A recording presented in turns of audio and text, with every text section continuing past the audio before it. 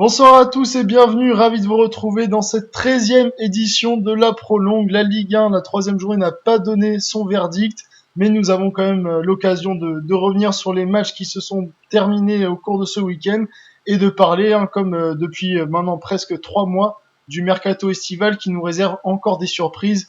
Et d'ailleurs, on peut déjà vous dire que la semaine prochaine, on se retrouvera lors du dernier jour du mercato pour parler de pas mal d'infos croustillantes. Allez, la Prolongue, c'est parti!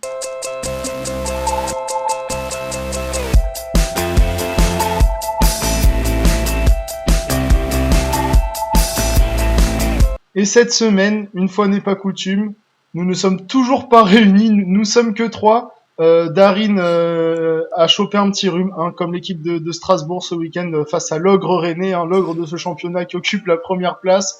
Je pense qu'il a eu beaucoup de mal à s'en remettre. Et du coup, la roue de secours. Bonsoir Guillaume.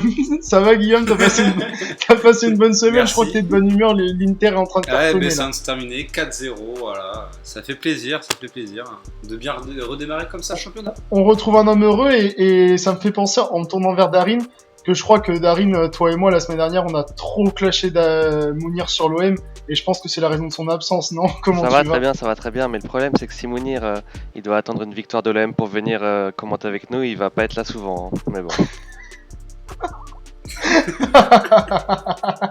Je pense que Mounir fera une ou deux apparitions d'ici la fin de l'année 2019 et encore si tout se passe bien.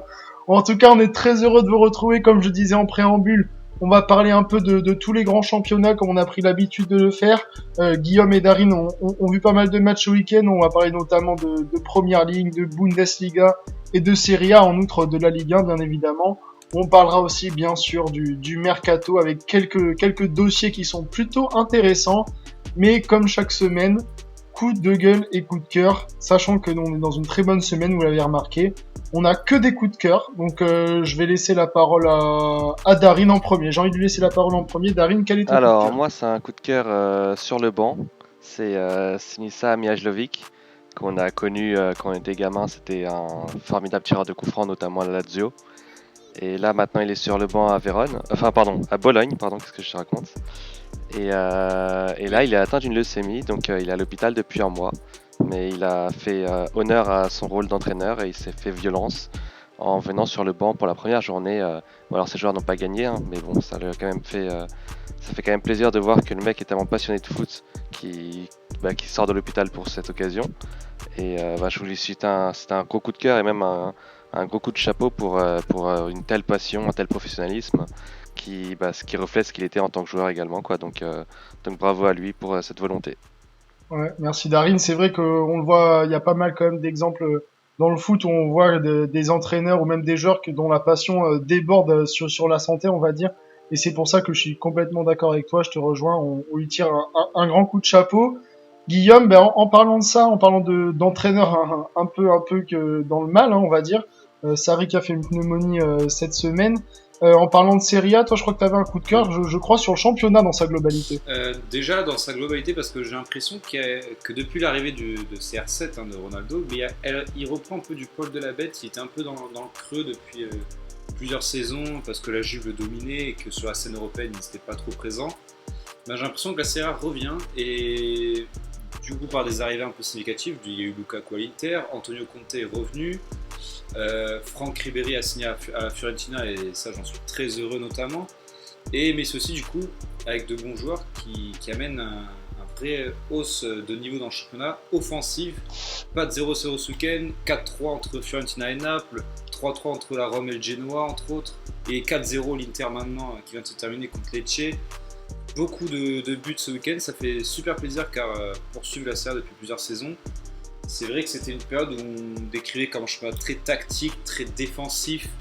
Donc ça fait plaisir de voir la Serie A revenir un peu offensivement sur le devant de la scène, avec pourquoi pas en Europe de belles prestations, de beaux parcours de la Juve notamment, avec CR7, ça je n'en doute pas une seule seconde cette année. Ouais, mais moi je suis complètement d'accord avec toi et je voudrais même ajouter que ce serait parfait. Alors je suis d'accord avec toi, l'arrivée de Cristiano, je trouve, a vraiment relancé l'attrait de ce championnat. Mais moi je voudrais limite ajouter qu'il manquerait plus que les deux clubs de Milan reviennent entre guillemets à leur apogée pour que ça ajoute de la dramaturgie dans tout ça, quoi. Ce serait super sympa. C'est sûr qu'il manque un peu un concurrent à la Juve au championnat. Naples est éternel second depuis plusieurs saisons maintenant. L'Inter revient petit à petit parce que ça a été très compliqué le début des années 2010. Milan AC, malheureusement, c'est très compliqué pour eux en ce moment. Avec Darin, on avait fait le comparatif avec l'OM parce qu'ils n'ont pas trop de sous, ils savent pas trop quoi faire avec les nouveaux propriétaires. Et l'AS Roma, c'est une saison sur deux, un coup-ci, coup-ça, donc on ne sait pas trop.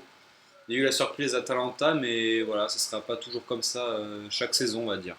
Ouais, puis on voit que par exemple un joueur comme Mario Balotelli est revenu dans le championnat. Aussi, Balotelli, On va entamer maintenant, comme on a pris l'habitude depuis 3 semaines, par un petit tour des championnats. Je vous propose de commencer par la première ligue si vous en convenez.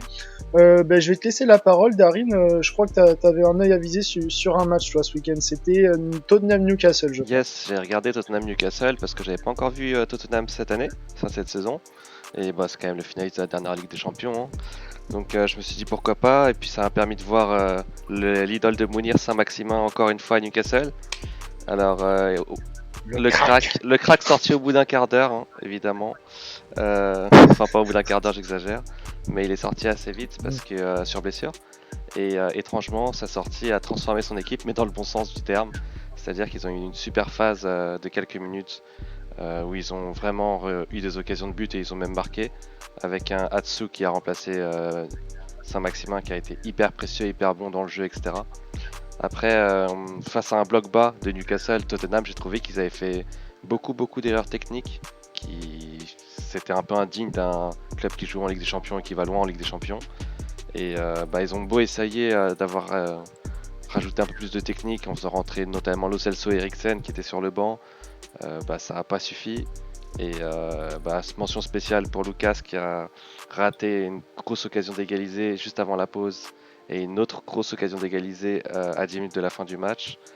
Et bon, alors certes, Tottenham aurait pu avoir un penalty, mais sur l'ensemble de leur match, c'est une production qui est clairement insuffisante. Hein. Moi, je suis un peu resté sur ma faim et je pense qu'ils feront mieux quand ils seront plus au complet. Mais là, pour l'instant, sur ce match, c'était vraiment pas très convaincant, quoi. Ouais, moi je pense qu'ils feront mieux aussi. Je trouve que ça fait 2-3 saisons que ils sont assez réguliers. Pour moi, je les voyais un peu comme la seule équipe capable de rivaliser avec le tout haut de tableau à Liverpool et City. On verra bien. Je trouve que c'est quand même une équipe plutôt régulière ces dernières saisons. Donc je me fais pas trop de soucis pour eux, mais bon, on verra bien comment ça se passe. Guillaume, toi, je crois que t'avais les yeux sur 2 autres matchs. Liverpool-Arsenal. Alors moi, je vais te dire directement avant de te lancer.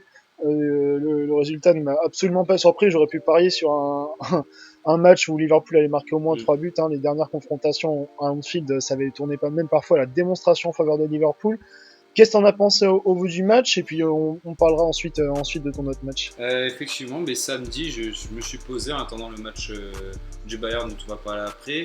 J'ai vu le résumé de Norwich-Chelsea, donc où je vais faire un petit clin d'œil à la jeune équipe de Chelsea qui a été remarquable, j'ai trouvé vraiment très bon avec Abraham notamment en neuf et le petit Mason Mount qui m'a vraiment bien épaté sur le peu que j'ai vu, et Norwich avec leur attaquant qui est déjà à 5 buts quand même en 3 matchs, Pukki, le Finlandais, donc faudra faire attention à lui. Il avait déjà marqué 30 buts en Championship l'an dernier, donc attention à faire une saison, pourquoi pas à la Vardy lorsqu'on était champion avec Leicester, pourquoi pas. Ensuite United qui s'est totalement raté contre Crystal Palace à domicile. Tout d'abord, erreur dans la défense entre Maguire et Lindelof qui a permis à Jordan Ayew de marquer. Certes, ils égalisent à la 89e. Exactement. Quand j'entends que Jordan Ayew marque en première ligue, ça me fait toujours quelque chose, je te jure. 89e minute, ils égalisent par leur nouvelle recrue de Daniel James, au but en plus, etc. Mais 3 minutes plus tard, dans le temps additionnel, Derrea qui se trouve complètement contre Van Aanholt, le néerlandais. Ça démarre mal pour eux. Et ensuite, Liverpool-Arsenal, voilà, comme tu l'as dit, hein, ça a vite été réglé. Hein. Il a suffi entre la 40e et la 60e, une période de 20 minutes où Liverpool a accéléré considérablement. 3 buts, doublé de Salah qui a ridiculisé David Luiz. Et aussi mention spéciale à Firmino qui a encore une fois été fantastique, je trouve, dans son jeu. Avec les Agüero pourquoi pas Kane, les Lewandowski, qu'on en parle après, il fait vraiment partie de la classe des top 9 mondiales et ça se ressent pas forcément dans les stats, mais je trouve que dans le jeu il a une telle implication, c'est tellement fou, donc voilà, je voudrais faire un petit clin d'œil à ça, voilà. D'accord, d'accord. Mais c'est vrai que Liverpool, je trouve qu'ils ont construit, notamment depuis l'arrivée de Jürgen Klopp, un effectif impressionnant. Ça joue très bien. Et puis devant, ils ont trois monstres, quoi. Techniquement, c'est vrai que c'est très fort. Donc pour moi, il n'y a pas de surprise et ils ont vraiment l'air partis pour refaire une saison monstrueuse, hein. City a déjà un petit peu de retard, mais bon, peut-être qu'ils vont pouvoir le combler par la suite. Mais Darin, je sais pas ce que tu penses toi de Liverpool, mais il reste sur la lancée, hein. C'était pas du tout un one shot ou quoi la saison dernière. C'est vraiment clairement là où l'une des meilleures équipes européennes en ce moment, hein. Ouais, 97 points l'année dernière en championnat. Et bon, ils n'ont pas été champions, mais bon, 97 points, c'est énorme. Donc on peut pas dire que c'est devenu. Ouais. C'est plus une C'est équipe de coupe monstrueux. comme ça l'était avant, c'est vraiment devenu une équipe hyper régulière. En plus, ils ont un banc hyper étoffé. Ouais, quand je suis d'accord avec vous pour dire qu'ils sont au niveau de City, hein, les deux équipes qui vont avoir cette année encore plus de 90 points. Et ça va être, Ça ça peut va être être une une belle grosse saison. bataille entre les deux, ouais. Carrément. Ouais, en tout cas, on va refermer ce volet Première Ligue et on aura l'occasion d'en reparler la semaine prochaine, de faire un petit point sur ce début de saison. Il y aura quand même 4 matchs de jouer. On va aborder l'angle de la Bundesliga, je vous le propose sur un angle un tout petit peu différent, parce que malgré le fait qu'il y ait quand même des beaux effectifs en dehors des deux monstres, hein, on pense peut-être à Leipzig ou Leverkusen, il y a quand même de très bons clubs mis à part ça, on s'apparente quand même à une course folle là aussi, entre le Bayern et Dortmund. On va organiser ça sous forme que je propose que Guillaume parle plutôt du Bayern et Darin de Dortmund, comme ça on aura un petit peu deux avis différents. Guillaume, je crois que tu as regardé le Bayern et tu voulais peut-être souligner la performance XXL d'un autre très très grand neuf du moment. Voilà, exactement. Comme tu le dis, Lewandowski, triplé. Penalty provoqué par Kingsley Coman, qui a été très bon d'ailleurs, Kingsley Coman, avec Serge Gnabry titularisé sur les ailes. Un coup franc, un bijou, et ensuite un enchaînement sur le troisième but pour conclure. Rien à dire, toujours aussi régulier. Moi j'étais curieux de voir si Coutinho et Perisic allaient jouer. Ça a été le cas, ils sont entrés à l'heure de jeu environ. Coutinho et Perisic n'ont pas été non plus très percutants, mais voilà, c'était juste histoire de se mettre en jambes. J'étais un peu curieux de ça. Schalke a pourtant tenté, hein, ils ont eu des occasions, mais bon, le Bayern, ça a été réaliste au possible et Lewandowski n'a pas raté sa cible. Donc voilà, un 3-0 net et sans bavure pour le Bayern qui s'est bien relancé, mais je remettrais quand même un petit bémol sur la défense où vraiment Pavard me fait très peur à droite, vraiment. Et on voit que Kovac, lui, ne suit pas comme Deschamps, il met Hernandez, lui, en défense centrale et à la bas côté gauche, comparé à ce que fait Didier Deschamps, notamment en équipe de France, où il met Hernandez titulaire à gauche. Voilà. Un petit point sur Coman, moi je trouve que dès lors qu'il joue, je le trouve souvent très bon. Et c'est vrai que ces nombreuses rechutes, hein, c'est assez fréquent, c'est problématique pour lui. Et je pense que s'il arrive à régler ça, peut-être que c'est indépendant de sa volonté, hein. S'il arrive à régler ça dans sa carrière, il va pouvoir faire la carrière à laquelle il aspirait. On va peut-être parler de Dortmund, hein. Moi j'aime beaucoup Dortmund, pourquoi ? Parce que je trouve qu'ils ont un super coach, Lucien Favre, qui avait fait des merveilles à Nice. Et ils ont mon crack, ma pépite que je prends toujours sur FIFA, Jadon Sancho. Je vais laisser la parole à Darin par rapport à Dortmund. Je crois que c'est une équipe que tu apprécies particulièrement aussi. Ouais, c'est une équipe qui est hyper agréable à regarder, donc ça m'arrive de les suivre. Et là, j'ai regardé le match Cologne-Dortmund. Ça s'est pas exactement passé comme je le pensais. Comme face à Augsbourg, Dortmund a concédé l'ouverture du score. Mais sauf qu'ils avaient égalisé dans la foulée face à Augsbourg. Là, ils ont eu du mal parce que Cologne a fait une première heure de jeu vraiment magnifique avec une débauche d'énergie assez monstrueuse et un pressing assez impressionnant, notamment de Modeste et Cordoba. Ça s'est éteint un peu petit à petit, mais j'expliquerai pourquoi après. Et voilà, beaucoup d'énergie. Il y a le petit belge en défense centrale, Bornau, que je connaissais pas. Il a été excellent. Alors je sais pas si c'est le match de sa vie ou si c'est son vrai niveau, mais si c'est son vrai niveau, c'est très prometteur.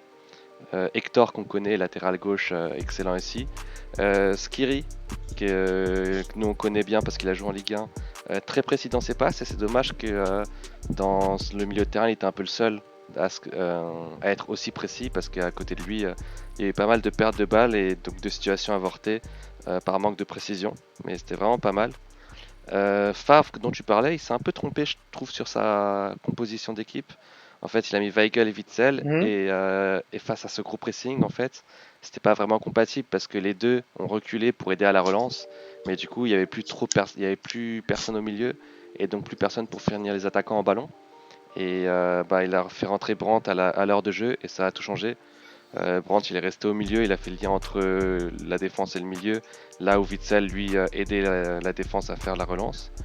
Et en 5 minutes, j'avais trouvé Reus deux fois dans des situations avantageuses. Il a créé des espaces pour taper Pete Sancho, qui a signé un but et une passe D. Et ça a déroulé, mais voilà, ça m'a étonné de voir Dortmund autant en difficulté et autant coupé en deux face à un gros pressing. Donc à voir, mais après, c'est certain que Brandt sera titulaire à terme parce qu'il a des qualités monstrueuses. Et là, il revient de blessure, mais il est au-dessus de pas mal de joueurs à Dortmund. Donc je pense qu'il sera titulaire et qu'ils auront moins ce problème-là et qu'il sera capable de leur apporter un arsenal tactique beaucoup plus étoffé. Ouais, c'est sûr que je pense que ce sera une plus-value quand il entrera dans le 11. Peut-être que Lucien Favre, comme tu l'as très bien expliqué d'ailleurs, c'est un peu trompé dans sa composition de départ. Et justement, moi je trouve que c'est un super coach parce qu'il a plus d'un tour dans son sac. C'est un coach qui sait s'adapter. Et on sait que le contexte du match était assez compliqué. Hein. Cologne remontée, c'était un derby. C'était le premier match entre les deux clubs depuis quelques temps. Donc voilà. Mais moi je suis content, j'ai vu le but de Sancho est plutôt pas mal, hein, une belle frappe je trouve. Et c'est un joueur qui est très très jeune et qui est déjà très régulier, je trouve. De toute façon, la saison prochaine, je pense, j'ose admettre qu'il ne sera plus à Dortmund et qu'il sera dans une très très grosse écurie. C'est non pas que Dortmund n'en soit pas une, mais une écurie qui aura beaucoup plus d'ambition. Moi, je le voyais bien au Real. Enfin, on verra bien, on aura le temps d'en reparler. Petit point hebdomadaire sur la Ligue 1. Alors Guillaume, je t'ai vu un peu sur Twitter. La catastrophada monégasque. Alors, Guillaume, Monaco qui menait 2-0 grâce à ses deux recrues, quand même, premier but de Ben Yedder cette saison notamment. Monaco réduit à 10 après l'expulsion de Gemerson que t'adores, qui concède le match nul sur sa pelouse de partout. Alors, Guillaume, qui est le fautif? J'ai vu que t'en avais après eux sur Twitter. C'est Jardim, Gemerson ou les deux? Alors, tout d'abord, déjà, première mi-temps, Monaco, c'était parfait. Vraiment, j'avais rien à dire. Ça jouait super bien au ballon. Slimani et Ben Yedder étaient en jambes, ça combinait super bien. Golovin, Adrien Silva au milieu, c'était nickel. Gelson Martin, Onyekuru devant, c'est super. Ils ont leurs ailiers. Enfin, en attaque, il n'y a rien à dire. Par contre, défensivement, c'est catastrophique. Monaco, le compte, le pauvre, il est tout seul. Jemerson, titularisé latéral droit. Là, c'est de la faute de Jardim. C'est pas du tout un latéral droit et ça s'est bien vu parce qu'il fait des erreurs bêtes. La preuve, il prend un carton rouge totalement con pour une semelle à 40 mètres de son but. Glick, alors je sais même pas comment il peut être encore titulaire sous Jardim, ce n'est pas possible. Le mec, il a une détente de 20 cm, je n'ai jamais vu ça. Sur le premier but nîmois, il se fait dépasser par un attaquant, il fait 1m70. C'est pas possible à ce niveau-là. Et Nîmes a très bien joué le coup, il réduit à 10. Zinedine Ferrat sur son côté droit. Il a fait ce qu'il voulait. Ballo Touré, le pauvre, il s'est fait dépasser. Ouais, gratuit, récupéré gratuit de la Ligue 2. Une superbe affaire qui va être à suivre cette saison. Il a délivré 2 passes décisives, un centre sur le premier but et le deuxième but, un centre à rater. Là, Nîmes a très très bien joué le coup. Monaco s'est totalement raté sur la fin de match. C'est dommage parce que vraiment, si les règles, on va dire, si les défenseurs se règlent ou qu'il y a un changement de coach, on ne sait jamais, ça peut arriver. Parce que vraiment, leur attaque, telle comme elle était contre Nîmes, ça va être leur équipe type, je pense, avec peut-être Fabregas à la place de Silva des fois. Elle est vraiment sublime, ça joue super bien et j'espère que ça sera ça parce que c'est une vraie équipe, ça a vraiment le niveau de finir 3ème de Ligue 1, je pense. Je suis d'accord avec toi et quand tu prends sur le papier. Non, mais après, moi je suis d'accord. Après, je pense que faut aussi se rappeler que, comme tu l'as dit, ils jouent tout le temps à 10. Ils ont un carton rouge à chaque journée, donc ça va s'atténuer. Oui, voilà, c'est le 3ème fin de 3 matchs, c'est pas possible. Si c'était Fabregas le premier, le deuxième c'était. Aguilar, c'était Et Aguilar. le troisième, Ouais, c'était Aguilar. Aguilar, Ah, mais ouais, parce que je voyais pas Henry sur le terrain, donc je me disais peut-être c'était lui. Et le troisième, ben là c'est Gemerson, et en plus à chaque fois, c'est des fautes un peu bêtes. Fabregas c'est un croche-pied, bon Aguilar je n'ai pas vu. Et là, Gemerson, à 40 mètres, mettre une semelle à un Nîmois alors que t'as 40 mètres de ton but et que tu mènes 2-0, enfin, faut être bête, je suis désolé. Donc, Ouais, non, mais pareil, Aguilar, il n'y avait pas de danger immédiat. Mais bon, Ouais. après, je pense que, comme tu l'as dit, ils ont une super équipe sur le papier. Enfin, ils ont vraiment des joueurs incroyables pour jouer pour le haut moi, de tableau en Ligue quand 1. je vois Donc, sur le papier comme moi, je me ça, fais pas trop de c'est. soucis. Malgré les mauvais résultats, je me fais pas de soucis. Je pense que ça va s'arranger. C'est pas Oui, possible, oui, c'est honnêtement. sûr. Ouais, c'est sûr. Puis moi, comme j'avais fait mon cri du cœur même sur Jardim la semaine dernière, je crois, je pense que ça va s'arranger. Ça a vocation à s'arranger. Comme vous l'avez dit tous les deux, quand tu prends offensivement sur le papier, moi je trouve que c'est incroyable. Ça a vraiment de la gueule.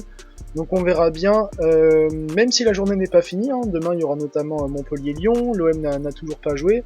C'est pour ça que je pense que Mounir se fait un peu caca dessus ce soir. Il y avait hier PSG-Toulouse. Alors je vais laisser Darin s'exprimer. Un match assez bizarre, je trouve. Mm.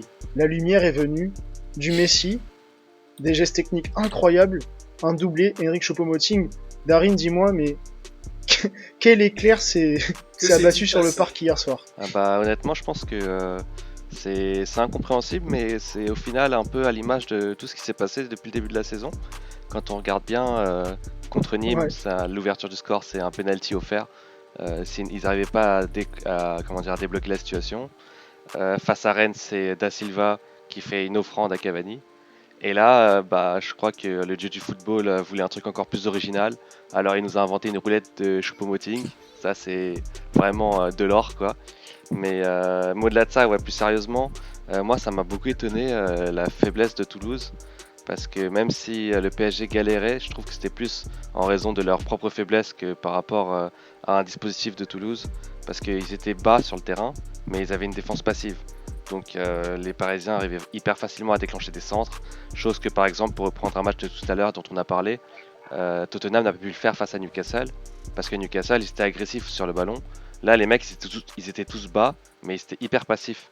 Du coup, bah, dès que ça s'est décanté grâce à Super Choupo-Moting, bah, voilà, ça allait mieux. J'ai noté pour le PSG des transitions défensives assez mal gérées et des sorties de balles intéressantes de Toulouse qui sont mal conclues, mais face à une équipe un peu plus forte, il faudra vraiment faire attention à ça. Et après, effectivement, après le but de Choupo-Moting, il était évident que c'était très difficile de rationaliser ce match. Et j'ai arrêté de réfléchir parce que j'avais déjà tout vu dans ma vie avec cet incroyable but et même ce doublé. Donc j'ai quand même apprécié la fin de match d'un côté très spectateur, neutre on va dire. Enfin spectateur quoi, pas, j'ai rien analysé mais sinon ouais, il y a quand même encore beaucoup de boulot et surtout que bah, Cavani et Mbappé sont blessés et que ça va Ouais. surtout faire des manques ouais. Mais c'est ce que j'allais dire, Darin, hein, d'autant plus que j'allais dire qu'on était tombé dans l'irrationnel avec Choupo-Moting, mais que le rationnel et que la vérité qui allait rattraper le PSG, bah, c'est qu'en attaque, tu perds deux gars au cours du même match, ça va peser, 3 semaines minimum sachant pour les deux, qu'ils vont donc louper c'est le dur. premier Ligue des Champions, ils vont louper la confrontation C'est ça. face à Lyon. Je pense vraiment, sincèrement, on l'avait déjà dit ici, qui leur tarde vraiment la fin du mercato là, que toutes ces histoires soient derrière eux, qui pensent un peu leurs blessures, qui se ressentent sur eux vraiment. Et puis après on verra, la saison elle est longue, on en a déjà parlé. Guillaume, fais-nous un point là vraiment en 30 secondes parce que Mounir qui devait l'évoquer n'est pas présent. Venant de Strasbourg, il est allé voir Strasbourg-Rennes. Et bon, Strasbourg qui s'est incliné à domicile. Est-ce qu'il t'a dit un peu ce qu'il en avait pensé? Alors juste avant de passer Strasbourg, je vais juste te dire une phrase. Dagba doit être titulaire indiscutable au PSG. Meunier ne doit plus jamais revenir sur le terrain. Sinon, pour revenir à Strasbourg, Rennes a été solide. Comme contre le PSG, ils ont joué à leur jeu. Voilà, un but un peu à contre-courant à chaque fois parce que Strasbourg avait de bonnes occasions. C'était une affiche qui promettait, hein, puisque Strasbourg avait plutôt dans la semaine battu Francfort à domicile. Hein.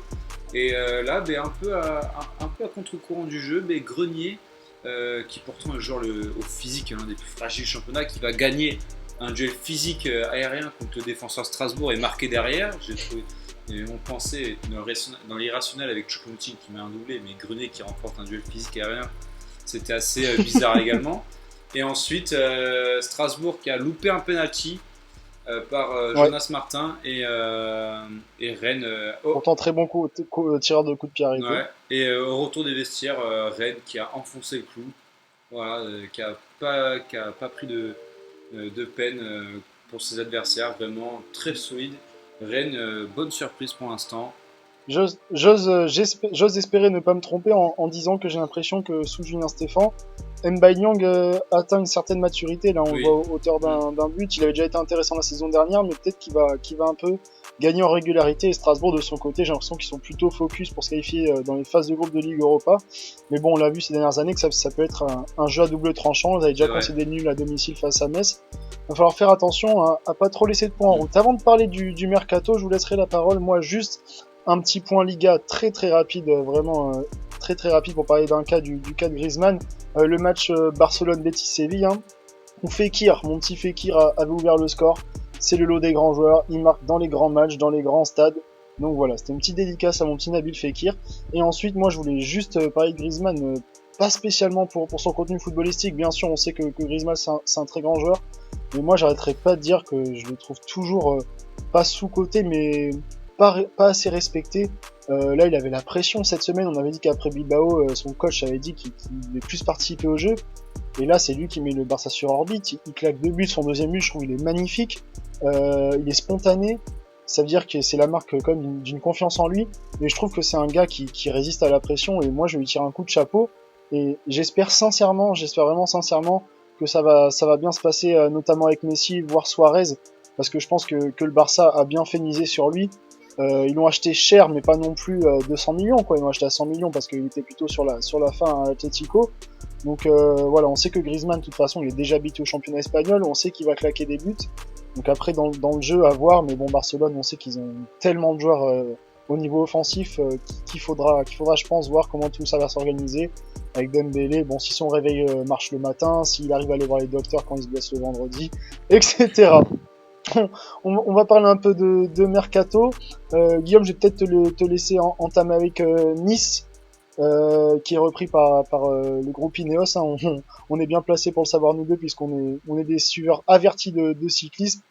Ineos qui investit dans Nice, est-ce que ça signifie, là, dans les dernières semaines du mercato, des mouvements? Ah, mais ça risque de bien bouger, je pense. Donc la fin du mercato est dimanche, il me semble, c'est le 2. C'est dimanche ou lundi, je sais plus. En tout C'est cas, lundi, donc ouais. on sait que lundi, ok. Mais en tout cas, il y a Casper Dolberg, c'est en discussion avec l'Ajax depuis plusieurs semaines. On parle de prêt avec option d'achat de Ensoki du PSG, de Adounas de Naples. On parle aussi de 10 millions pour Aurel Mangala, le défenseur et Claude Maurice de Lorient qui a été une véritable révélation la saison dernière. On parle de 15 millions pour ce transfert. Donc d'ici dimanche, lundi, pardon, on risque d'avoir beaucoup de mouvements du côté de Nice à vérifier. En tout cas, ils essaient de vraiment, comme depuis plusieurs années, hein, comme c'est depuis plusieurs années, ils avaient fait revenir Balotelli par exemple, etc. On sent qu'ils veulent vraiment revenir, Même même Belanda. Belanda, Ben Ben Arfa Arfa, ouais, également. exactement, Il Germain. y a une saison, ils ont une saison où ils ont terminé quatrième sous Favre, si je ne dis pas de bêtises. Ils ont été en Ligue Europa. Donc je pense qu'ils veulent vraiment, comme de plusieurs saisons dans cet élan-là, mais vraiment revenir concurrencer à l'image de ce que fait Saint-Etienne. Ils n'ont pas les mêmes finances, hein. Mais voilà, Saint-Etienne est dans le top 7-8 depuis une dizaine d'années sans bouger. Mais je pense qu'ils veulent vraiment se stabiliser dans ce top-là, avec pourquoi pas la Ligue Europa chaque année, et pourquoi pas si une année il y a une surprise, un gros qui tombe, pouvoir prendre la troisième place à la Champions League, pourquoi pas, ça peut arriver, on sait jamais, voilà. Eh ben Guillaume, ta transition est toute trouvée en parlant de Saint-Etienne. Hein. Bon, on sait qu'ils ont une politique plutôt spéciale au niveau des salaires, mais Saint-Etienne qui active toujours son réseau pour faire signer des anciens internationaux, je dirais un peu de l'air Laurent Blanc, quoi. Ça m'amène à donner la parole à Darine sur le cas Johan Cabaye, parce que je crois que Johan Cabaye va s'engager dès demain, normalement, avec l'AS Saint-Etienne. Est-ce que c'est encore une belle pioche pour toi, Cabaye? Ça me fait un peu penser aux Debuchy, Mvila, etc. Ouais, Debuchy, Mvela pour prendre les cas français et Subotic pour prendre un cas plus international. Bien C'est des sûr. joueurs, si tu veux, Cabaye, je pense qu'il va pas être amené à jouer tous les matchs forcément parce que je- il a un certain âge maintenant, il sort d'une expérience un peu exotique. Je sais pas s'il a encore, entre guillemets, le volume pour le faire. Mais en tout cas, quand il sera là, il aura le niveau. Parce que la Ligue 1 n'est pas si compétitive que ça. Et lui, Kaba, a été un excellent joueur, même si on a une image un peu biaisée Mm. par rapport à son passage un peu raté au PSG. Mais si on se souvient bien de ce qu'il était à Lille, ce qu'il était à Newcastle, ou même à Crystal Palace, ça a toujours été un bon joueur. Crystal Palace. Exactement. Donc je pense que ouais, c'est une bonne pioche pour Saint-Etienne, surtout qu'ils n'ont pas des moyens démesurés comme tu l'as dit. Et pour reprendre un autre cas d'un autre Français, on a parlé de Ribéry, je félicite le fait qu'il soit à la Fiorentina, bien aidé par la fiscalité italienne Mm. évidemment, mais bon, ça reste quand même un choix compétitif. Je parlais de deux champions du monde qui sont allés en Turquie et donc je pense qu'on ne reverra plus en sélection. C'est Rami à Fenerbahçe, le meilleur ami de Mounir, et surtout Nzonzi à Galatasaray. Et de toute façon, il était barré par des mecs plus jeunes et plus forts que lui à la Roma, hein. Mais voilà, ça redistribue un petit peu les cartes au milieu, ça fait une place en plus à prendre en sélection. Je pense à Ndombele notamment, mais bon, ça on verra. Et voilà, c'était un petit peu le tour ce que j'avais pour les côtés français, on va dire. Ouais, d'accord avec toi, Nzonzi, je trouve qu'il a une trajectoire de carrière assez bizarre, hein. Il avait été bon, il a été bon, il a été à la Coupe du Monde, il jouait même à la Coupe du Monde. Et là, je trouve que c'est un peu en phase descendante assez rapidement. À la Roma, ça s'est pas forcément bien passé. Mais c'est ainsi, on lui souhaite le meilleur. En parlant d'anciens cracks marseillais, comme, comme t'en as parlé à l'instant, en évoquant Adil Rami, Guillaume, rapidement, un petit avis sur Kostas. Kostas qui va s'envoler pour les Pays-Bas, sûrement au PSV Eindhoven. Mais Quelle est ta réaction peut-être vis-à-vis c'est de ça? qu'il est au PSV Eindhoven. Il a même joué avec son dernier club. Donc il est prêté. Donc Galatasaray n'en voulait plus, hein. Ils se sont très vite rendu compte que il ne marquait pas, donc forcément ils l'ont envoyé à Marseille. Prépayant de 1,5 million, je crois, de mémoire. Enfin, c'est vraiment parce que Marseille n'en voulait pas, donc voilà. Au PSV Eindhoven, le championnat Pays-Bas qui est en perte de vitesse, comme on en avait évoqué depuis plusieurs années. Donc pourquoi pas, ça peut peut-être le relancer, on ne sait jamais. Dans un championnat où le football offensif est très apprécié là-bas notamment. Donc pourquoi pas pour Costas, ça peut être un bon choix de carrière, surtout si PSV arrive à se qualifier en Ligue Europa, il jouera une compétition européenne, donc c'est très bien pour lui. Voilà. D'accord, et bien merci les gars, je pense qu'on a fait à peu près le tour pour cette semaine du Mercato, pas non plus d'énormes mouvements. Moi, limite, j'en ai deux en parlant du PSV, vu que c'est là où a signé notre ami Costas. Je pense à Lozano Ah qui a oui, quitté le PSV oui. pour signer à Naples. Je pense qu'il va leur apporter de la profondeur dans le banc et qu'en sortie de banc, il peut être très intéressant et surtout pour faire souffler un petit peu les titulaires. C'est une recrue assez intéressante parce que ça prouve aussi que Naples se donne les moyens d'avoir un banc. Et ça, c'est Ouais. hyper important quand on veut être Et régulier. Naples se trompe rarement, je trouve, hein. Exactement, ouais, ouais. Et Lozano, moi, alors je suis pas honnêtement le championnat néerlandais, mais à la Coupe du Monde, il m'avait fait une belle impression, donc à voir. Et la bonne pioche aussi d'un ancien du PSV pour Toulouse, Isimat Mirin. Je trouve ça pas mal. J'ai toujours trouvé assez Mm. intéressant quand je l'ai vu jouer en Ligue 1. Donc je trouve ça pas si mal pour un club du niveau de Toulouse. Et enfin, là, c'est pas lié au PSV, mais c'est Bas Dost que je terminerai pour Francfort qui va remplacer Haller et Jovic. C'est un mec qui a cartonné un peu en Allemagne et également au Portugal. Et ils ont eu 7 millions d'euros. Donc c'est vraiment rien quand on connaît les prix du marché actuel pour un mec qui a 30 ans et qui peut te mettre encore sa vingtaine de buts par saison en championnat.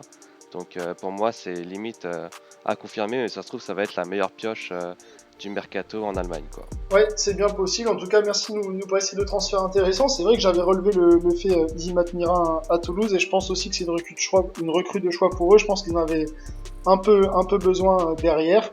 En tout cas, comme j'avais commencé à le dire, hein, je pense qu'on aura pas mal de choses aussi à parler niveau Mercato la semaine prochaine. On verra, hein, parce que ce sera le dernier soir de Mercato, donc peut-être qu'on fera un petit truc spécial pour l'événement, à parler de beaucoup plus de transferts, un peu plus en longueur, nous verrons bien. En tout cas, on se retrouvera la semaine prochaine, et peut-être qu'on sera enfin tous les quatre, hein, ça fait plusieurs temps qu'on le dit et qu'on n'y arrive toujours pas. Mais vous le savez bien maintenant, hein, en fonction des résultats de l'OM, est-ce que Mounir sera là, est-ce que Mounir sera pas là? L'avenir nous le dira. En tout cas, ça nous a fait très plaisir de partager ce petit moment, déjà nous trois ensemble et puis avec vous. Et puis j'espère que vous allez passer une bonne semaine, les gars. Et Merci. toi aussi, hein. Et merci, bonne fin de semaine à vous et puis à la semaine prochaine. Ciao. Salut. Ciao à tous.